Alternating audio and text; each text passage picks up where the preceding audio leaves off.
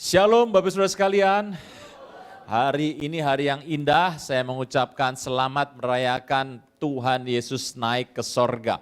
Anda mengerti bahwa hari ini dirayakan orang di belahan muka bumi, Anda melihat bagaimana Tuhan sudah mati, kemudian dia bangkit 3 hari, dan selama 40 hari Tuhan berjalan-jalan dan membuat banyak perkara di muka bumi. Tetapi setelah itu Tuhan naik ke sorga, dan nanti 10 hari setelah hari ini kita akan merayakan pencurahan Roh Kudus yang besar. Bapak Ibu, hari ini tahun 2026 saya sudah sangat terlambat, kalau saya selamat tahun baru, selamat Paskah juga terlambat. Hari ini juga pas kenaikan Tuhan Yesus, saya mengerti bahwa tahun 2026 ini kan berbeda. Tahun ini adalah tahun yang berbeda, Anda melihat kepada tahun ini, Anda mengerti bahwa sepanjang tahun ini ada banyak goyang-goyang di muka bumi. Situasi di muka bumi juga tidak sedang stabil, ini di muka bumi, di seluruh muka bumi mengalami. Bapak Ibu, Anda melihat bahwa perang sudah berakhir sepertinya, sekarang Amerika sudah menarik kapal perangnya dari Iran, tapi yang di saat Hormuz sekarang menjadi pusat pertarungan. Israel masih kesal dan kemudian Libanon dibom, ada 13 kota, 14 kota yang masih berasap di sana. Anda melihat bahwa dampak dari peperangan ini mendunia. Bapak Ibu, kalau Anda tahu tahun ini, Tuhan berkata bahwa kenaikan Tuhan Yesus itu memberikan sebuah hasil yang besar. Bapak Ibu, kalau kita membuka tentang kisah pertama, kita akan melihat bagaimana peperangan ini terus berlanjut, tapi Bapak Ibu Anda tahu kalau perang berlanjut, Anda tetap harus menjadi seorang penginjil. Halo? Ya, Anda jadi penginjil Bapak Ibu. Nah, yuk kita membaca firman Tuhan dari Kisah 1 ayat pertama sampai 14. Akan muncul di sini Bapak Ibu, Anda yang tidak membawa Alkitab, Anda bisa melihat ke layar saja. Firman Tuhan, Kisah yang pertama, ayat pertama berkata, "Hai Theophilus, dalam buku yang pertama aku menulis tentang segala sesuatu yang dikerjakan oleh Tuhan Yesus." Hai Theophilus ini ucapannya beda. Lukas itu menulis 2 kitab, kitab pertama disebut sebagai kitab Lukas, yang kedua sebagai kisah para rasul.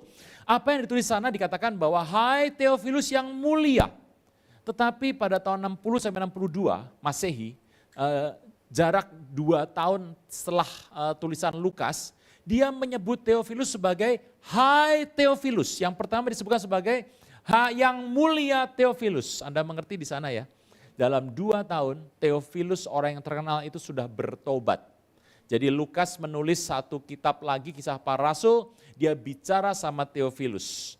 Firman Tuhan mengatakan pada ayat kedua, sampai pada hari ia terangkat, sebelum itu ia telah memberi perintah kepada Roh Kudus, kepada rasul-rasul yang dipilihnya, kepada mereka yang menunjukkan dirinya setelah penderitaannya selesai dengan banyak tanda yang membuktikan bahwa ia hidup. Sebab selama 40 hari ia berulang-ulang menampakkan diri dan berbicara pada mereka tentang kerajaan Allah. Bapak Ibu, kisah kebangkitan Tuhan itu dampaknya luar biasa sekali. Kalau Anda melihat ya, kubur terbuka. Bapak Ibu, Anda mengerti bahwa sumbat itu sudah dibuka oleh Tuhan Yesus. Sumbat dibuka. Kenapa saya sangat sebagai sumbat? Sebab Anda mengerti bahwa yang menjaga kuburan Tuhan Yesus itu bukan prajurit sembarangan, itu batalion 10.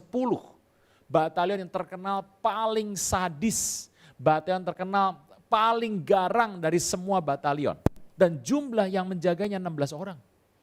Orangnya banyak sekali yang jaga itu Bapak Ibu.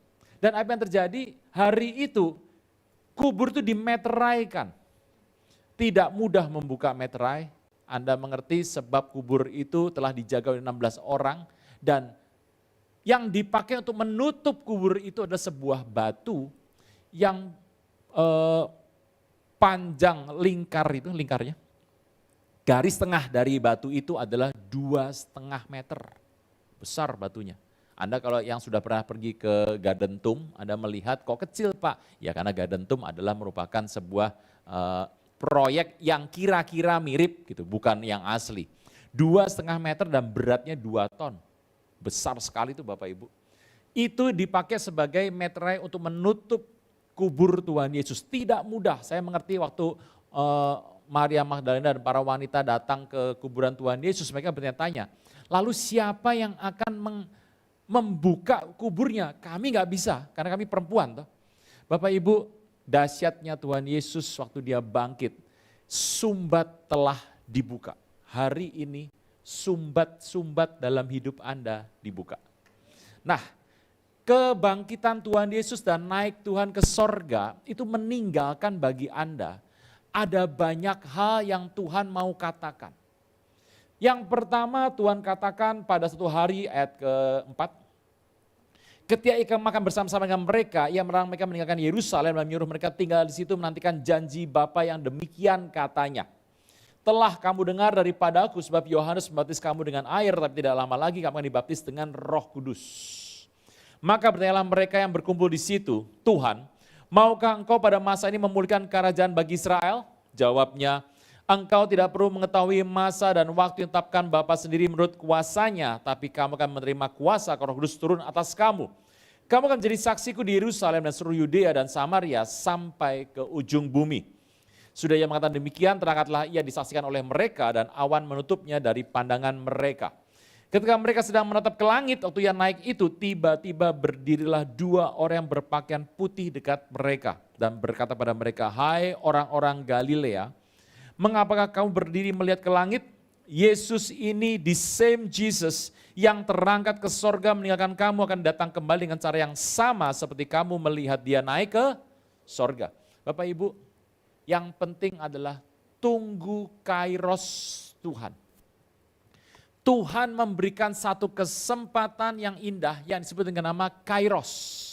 Ada dua kata waktu yang dipakai dalam kitab Yunani.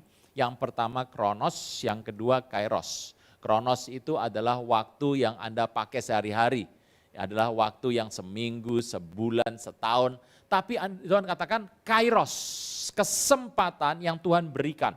Tuhan berkata, engkau akan diurapi dengan Roh Kudus. Bukan menerima Roh Kudus, beda. Bapak Ibu, kita ini ada di gereja Pentakosta Klasik. Saya tuh bicara sama orang kalau Anda bawa Alkitab mau ke gereja hari Minggu tuh ya. Pagi-pagi tetangga Anda nyuci mobil tuh. Tetangga nyuci mobil, Anda lewat, hai Pak. Tetangga berkata, yuk gitu. Anda berkata, Pak ke gereja bareng saya Pak. Tangganya berkata, ngapain ke gereja hari Minggu? Nyuci. Anda berkata, nyembah Tuhan, supaya hidup Bapak bahagia. Hari ini sedang berbahaya nih kondisinya, supaya Bapak bisa bahagia dan hidup Bapak diberkati. Tangganya bertanya, gak usah. Anda berkata, pergi Pak sama saya, kita nyembah Tuhan. Bapak hidup akan diberkati berlimpah-limpah. Tangganya tanya, gerejamu gereja apa? Anda mau bilang apa Bapak Ibu? Gereja ini gereja apa? Oh yang keplok, lompat-lompat. Ya enggak, banyak Bapak tahu lah. Gereja ini gereja apa?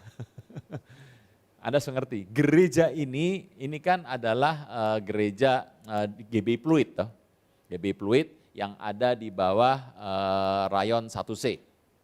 Dan Rayon 1C itu ada di bawah GB Jalan Gatot Subroto, Jakarta. GB Jalan Gatot Subroto, Jakarta itu di bawah GBI. Anda bertanya, GBI itu gereja yang apa?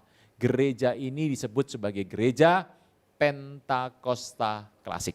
Ngerti ya, Pentakosta Klasik. Bapak Ibu, apa yang terjadi di gereja Pentakosta Klasik? Dalam gereja Pentakosta Klasik, Anda diberikan waktu untuk menyembah Tuhan. Anda dikasih waktu untuk menyembah, memuji, memuliakan Tuhan dan berbahasa lidah. Dikasih waktu menyembah. Anda nyembah di sana mau duduk, mau berdiri, mau jongkok, mau tiduran, mau rata sama tanah. Selama nggak tidur ya. Anda tidak ada yang ganggu pasti. Nggak ada yang ganggu Anda lah.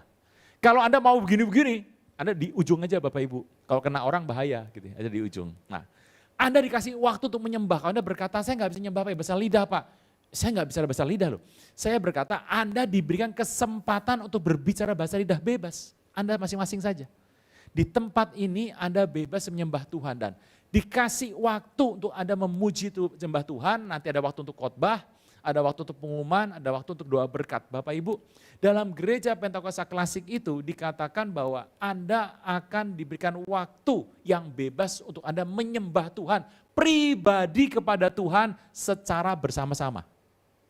Sendiri-sendiri nyembah Tuhan secara bersama-sama. Bisa ya Bapak Ibu ya? Jadi sama-sama itu ada sendiri, yang ini sendiri nyembah Tuhan, yang ini memuliakan Tuhan, tetapi waktunya sama. Alkitab berkata, bukan menerima Roh Kudus loh. engkau diurapi oleh Roh Kudus. Bukan menerima Roh Kudus. Anda bedakan ini. Tuhan mengatakan tunggulah di tempat ini, mereka harus tinggal di situ dan menantikan janji Bapa. Sebab Roh Kudus akan mengurapi mereka dengan pengurapan yang membuat engkau menjadi manusia yang berbeda. Bapak Ibu, kalau menerima Roh Kudus itu sudah dikatakan dalam Yohanes 20:22. Yohanes 20:22 mengatakan, Yohanes 20:22, buka sebentar yuk, Yohanes 20 ayat 22. Firman Tuhan berkata, dan sudah mereka berkata demikian, ia mengembusi mereka dan berkata, terimalah Roh Kudus. Orang terima Roh Kudus gak? Terima.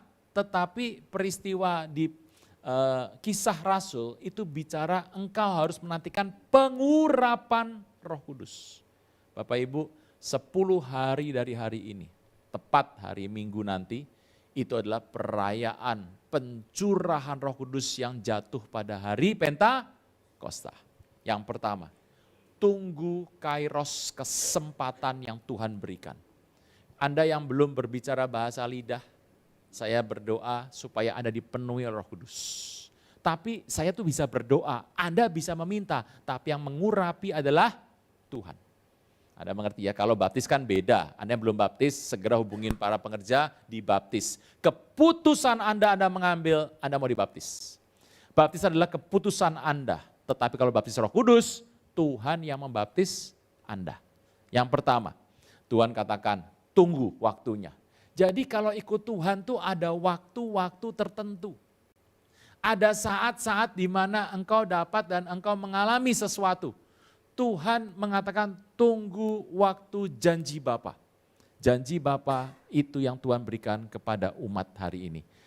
Kenaikan Tuhan naik ke sorga menjadikan satu yang engkau harus dapatkan.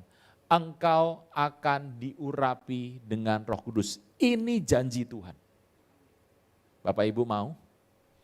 Masih banyak orang yang itu yang gak penting. Bapak Ibu Anda mengerti bahwa janji Tuhan, engkau akan menerima Roh Kudus supaya engkau bisa berkata-kata kepada Tuhan. Anda kalau bicara bahasa lidah, Anda gak bicara sama saya loh. Saya gak ngerti bahasa Anda. Saya gak kenal bahasa Anda. Tetapi kalau Anda berbicara bahasa lidah, Anda sedang berbicara kepada Tuhan. Bisa ya? 1. Tunggu kairos Tuhan. Nomor 2, Bapak Ibu. Tuhan berkata bahwa ini adalah moment of processing. Momen di mana Anda diproses untuk Anda memulai kegerakan. Dan kegerakan itu diawali dengan Roh Kudus sampai ke ujung bumi. Anda mengerti Bapak Ibu bahwa kegerakan yang Anda buat hari ini semuanya karena Tuhan. Anda datang ke tempat ini Bapak Ibu? Anda ke tempat ini datang, Anda parkir di bawah, Anda naik ke sini. Semua karena izin Tuhan. Saya dari rumah, jauh rumah saya, luar kota Bapak Ibu Jawa Barat, ke sini, itu izin Tuhan. Kalau Anda mengatakan, saya nggak perlu izin Tuhan, saya sudah tahu tempatnya kok. Anda akan berputar-putar di luar itu loh. Tidak akan masuk ke sini. Anda bisa masuk ke sini adalah rencana Tuhan. Bapak Ibu mengerti bahwa Tuhan memberikan kepada masing-masing Anda dan saya anugerah yang besar. Untuk sejak Kisah Para Rasul berkata, Tuhan naik ke sorga, proses itu dimulai. Anda mengerti bahwa menjadi orang Kristen bukan jadi orang yang mudah. Menjadi orang Kristen adalah merupakan kehinaan di waktu abad pertama merupakan sebuah kehinaan. Tetapi bagi orang percaya hari itu merupakan anugerah yang besar. Anda mengerti kalau Anda membuat sebuah proses, dimulai sebuah proses. Waktu Tuhan mengatakan, mulai. Hari itu engkau akan bergerak sebuah proses untuk kedatangan Tuhan yang nomor 2.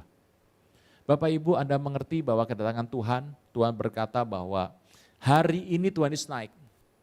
Dan engkau akan melihat nanti sebuah hal waktu engkau menyaksikan dengan kondisi yang sama, engkau menantikan Tuhan Yesus turun. Bapak Ibu nomor 2, dimulai sebuah proses. Makanya hidup Anda hari ini adalah sebuah proses. Anda mengerti sebuah proses yang Anda harus lakukan. Tuhan berkata dalam hidup ini, tahun ini dikatakan sebagai tahun amanat agung. Bapak Ibu, Anda mengerti ada dua jenis yang Tuhan perintahkan kepada Anda dan saya. Yang pertama adalah perintah agung, yang kedua adalah amanat agung. Perintah agung itu apa? Kasihilah Tuhan Allahmu dengan segenap hatimu, segenap jiwamu, segenap akal budimu, segenap kekuatanmu. Engkau harus mengasihi Tuhan dengan cara demikian. Dan yang nomor dua yang sama dengan nomor satu, kasihilah sesamamu seperti dirimu sendiri. Itu perintah agung. Orang yang melakukan perintah agung, orang yang mengerti perintah agung, orang yang tunduk pada perintah agung, mereka akan melakukan amanat agung. Saya ulang sebentar. Orang yang mengerti perintah agung, mengasihi Tuhan segenap hati, segenap jiwa, segenap roh, dan akal budi kekuatannya, orang yang mengerti itu, orang yang melakukan itu, mereka juga akan melakukan amanat agung. Bapak Ibu, amanat agung, satu, seraya engkau berangkat pergi sambil engkau berjalan lewat dan pergi, muridkanlah semua bangsa, semua orang. Sebab Bapak Ibu tahu kalau Anda menginjil, nggak tahu siapa yang akan selamat. Anda pernah menginjil di tabok orang? Tabok jatuh, berdiri nginjil lagi, tabok jatuh, berdiri nginjil lagi. Gitu 10 kali.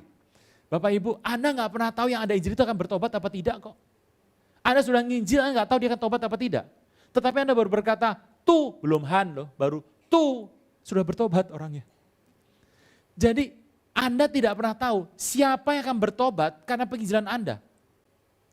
Kalau penginjilan Anda dipakai oleh Tuhan, orang itu akan bertobat, tapi nggak ada yang pernah tahu, Anda nggak pernah tahu tuh. Oleh karena itulah, karena ketaatan Anda melakukan penginjilan. Bisa ya Bapak Ibu ya. Tujuan penginjilan itu supaya orang mengerti kabar baik. Nomor 2, baptislah mereka dalam nama Bapa, Anak, dan Roh Kudus. Nama loh, satu nama loh. Bukan nama Bapa, nama Anak, nama Roh Kudus, bukan. Baptis dalam nama, satu nama. Onoma, satu nama. Siapa itu? Tuhan Yesus. Dan ajarlah mereka melakukan segala sesuatu yang kuperintahkan kepada mereka. Anda melakukan 3 hal tersebut, engkau bisa berkata, sebab aku berjanji akan menyertai engkau senantiasa sampai akhir zaman. Itu adalah amanat agung dan perintah agung. Bapak Ibu, di muka bumi ini, Anda hari ini merayakan kenaikan Tuhan. Tetapi Tuhan berikan tugas yang penting. Amanat agung harus selesai. Amanat agung harus menjadi bagian dalam hidup Anda. Anda harus berusaha menginjil. Kalau datang ke gereja, duduk, dengar, pulang, ya gitu. Anda nggak buat apa-apa. Bapak Ibu, menurut saya itu adalah nilai yang sangat murah sekali. Anda harus melakukan amanat agung. Anda berpikir bagaimana caranya. Anda harus bicara sama orang. Kemungkinan selama Anda di muka bumi ini, hanya 1 orang yang bertobat oleh karena penginjilan Anda. Kalau Anda minimalis ya 1, kalau nggak minimalis ya banyak gitu Bapak Ibu. Nomor 2, proses telah dimulai. Tuhan sudah tekan. Dan hari itu proses dimulai. Anda melihat di muka bumi ini ada orang sakit. Anda melihat ada orang kekurangan dan kondisi di muka bumi ini serba kondisinya menarik untuk Anda lihat. Tapi Bapak Ibu, ini hanya merupakan sebuah proses. Ada orang kehilangan, ada orang yang mengalami kekurangan, ada orang yang mengalami sakit, mengalami malapetaka dan segala macam. Anda mengerti bahwa di muka bumi ini adalah merupakan sebuah proses. Nomor 2, proses dimulai. Anda melihat bahwa hidup manusia, melihat kondisi orang macam-macam, kondisi itu merupakan sebuah proses. Satu hari nanti, entah kapan, saya juga nggak tahu, Tuhan akan datang kali yang kedua, menjemput para kudusnya naik dalam kemuliaan. Nomor 3, firman Tuhan berkata bahwa kenaikan Tuhan ke atas meninggalkan bagi Anda dan saya sebuah pelajaran yang penting. Waktu Tuhan naik ke atas, setelah itu 2 malaikat datang dan berbicara pada orang-orang yang melihat itu. Ada 500 orang, kira-kira 500 orang tuh. Dan malaikat Tuhan berkata bahwa orang Galilea, kenapa engkau melihat kepada hal ke atas tuh ngapain? Sebab katanya Yesus yang sama, the same Jesus, Yesus yang sama ini, dia terangkat meninggalkan engkau, dia akan datang kembali dengan cara yang sama, cara yang serupa, cara yang podo wae, orang bilang, yang sarua, orang Sunda teh bilang. Bapak Ibu, peristiwa itu merupakan pengajaran tentang pengangkatan yang penting. Nomor 3, kenaikan Tuhan ke atas, mengajarkan pada Anda dan saya untuk mengerti Tuhan tidak selama-lamanya ada di sorga. Tuhan tidak ada di sorga untuk selama-lamanya, tetapi pada satu waktu tertentu, firman Tuhan katakan ya, dia akan datang kembali menjemput para kudusnya. Yang pertama siapa yang dijemput? Orang-orang Galilea. Ini nomor 1 yang disebut orang Galilea nih. Orang Galilea itu adalah orang-orang yang disebut ada orang Yahudi, Yehuda, dan orang Galilea. Orang Galilea, orang Yehuda tidak mau bergaul dengan orang Galilea. Sebab orang Galilea dipikir sebagai orang yang bercampur dengan bangsa-bangsa yang lain. Tuhan berkata, orang-orang Galilea adalah orang Anda dan saya yang kondisi keturunannya secara manusia sudah bercampur darahnya. Tuhan katakan orang-orang Galilea yang disebutkan dengan nama action. Orang-orang Galilea ini, orang seperti Galilea ini yang akan melihat pengangkatan. Nomor 2, rapture berarti bisa dilihat secara fisik. Ini penting Bapak Ibu, ada orang berkata, nanti kalau Tuhan datang tiba-tiba di kamar saya, tiba-tiba ngangkat kakak saya nggak ngangkat gimana? Nah, Bapak Ibu dengar ya, peristiwa rapture dapat dilihat secara fisik. 1, orang Galilea, jadi bangsa-bangsa Yahudi semua di muka bumi, Galilea namanya tuh. Orang Yahudi tidak mengalami rapture, karena rapture tidak untuk orang Yahudi. Yahudi harus mengalami satu masa yang buruk. Orang Galilea, kedua, rapture bisa dilihat secara fisik.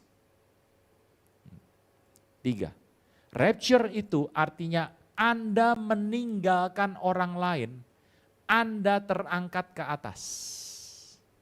Jadi orang-orang yang melihat Anda akan Anda tinggalkan. Anda akan naik ke atas. Nomor 3. Nomor 4. Terlihat bahwa Anda masuk ke dalam awan dan awan menutupi. 4. Itu adalah cerita soal pengangkatan. Dan tubuh akan diubahkan naik ke atas. Tubuh Anda akan dibawa naik ke atas. Tuhan Yesus kan tidak berubah wujud tuh. Kemudian meninggalkan tubuhnya, dia naik ke atas, kan tidak. Dia naik sama tubuhnya tuh naik. Peristiwa pengangkatan juga seperti itu. Peristiwa itu dikatakan oleh malaikat. Yesus yang kau lihat yang naik itu dengan cara yang sama akan datang seperti kamu melihat dia naik ke sorga. Dari kisah 5 ini tentang pengangkatan, Anda tahu, pengangkatan adalah pengajaran yang benar dalam gereja. Karena itu Tuhan katakan sebelum Tuhan naik ke sorga, dia mengatakan hal tersebut. Ada 5 hal. Siapa yang naik? Orang Galilea. Anda disebut sebagai orang Galilea. Anda akan naik. Yang sesuai dengan kehendak Tuhan. Nomor 2, Bapak Ibu, engkau bisa dilihat secara fisik. Nomor 3, meninggalkan orang-orang lain. Anda akan naik dan meninggalkan orang-orang lain. Yang ketiga, engkau akan masuk dan ditutupi dengan awan. Yang kelima, tubuh yang engkau pakai akan pergi ke atas dan diubahkannya selama pergi ke atas. Peristiwa itu adalah peristiwa ketiga pengangkatan yang Tuhan beritahukan kepada murid-muridnya.